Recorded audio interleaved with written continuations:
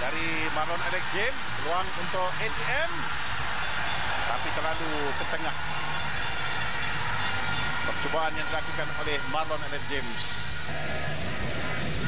Amirul Hadi dari pasukan Fahad. Ini Amirul Hadi. Cantik percubaan, cantik gerakan. Ataupun Amirul dan Azidan melepaskan tendangan tepat ke arah Farizal. Okey, sekurang-kurangnya ada tendangan tepat ke arah pintu gol. Robi membantu. Melepaskan rempatan. Larian yang dilakukan oleh Fauzi Roslan tadi adalah untuk mengelirukan. Untuk menjaga gol setakat ini boleh relax. Relax dalam arti kata bahawa mereka tak memiliki banyak. Tapi kali ini bagaimana dengan Marlon Alex James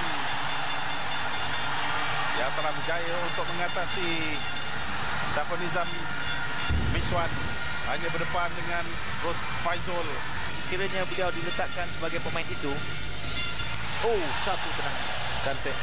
Percubaan yang tak disangka-sangka sebenarnya.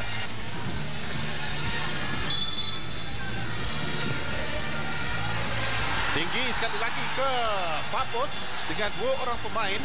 Nur Fadli Alias sekali lagi bersama-sama dengan Hayo. Syukur berjaya mencuri. Bawa bola masuk ke tengah. Direct dari Marlon Alex James. Cuba untuk menewaskan Ros Faizul.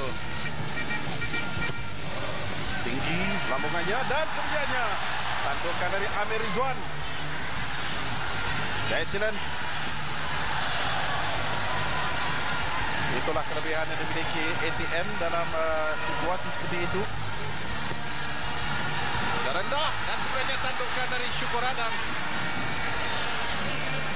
Follow up dari siapa sebenarnya?